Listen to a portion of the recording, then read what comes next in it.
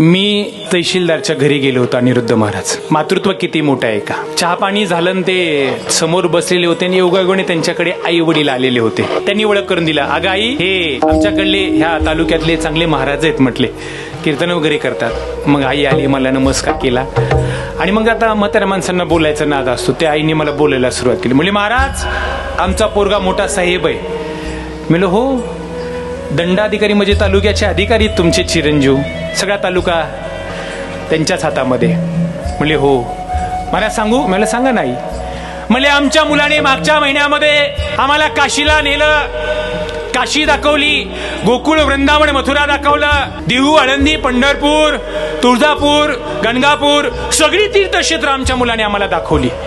खूप दाखवलं, सगळं फिरवलं, अशी मला ती आई सांगत होती तहसीलदाराची. दोनदा झालं, तीनदा झालं, हे तहसीलदार साहेब शेजारी बसून ऐकत होते. पुन्हा एकदा म्हणली खूप दाखवलं, खूप दाखवलं. तहसीलदार साहेब चिल्ले, म्हणले ए आई, काय ग मगापासून महाराजांना म्हणते हे दाखवलं, हे दाखवलं, ते दाखवलं. अगं आई, तू मला हे जगच दाखवलं नसतं तर तुला मी हे कुठनं दाखवलं असतं.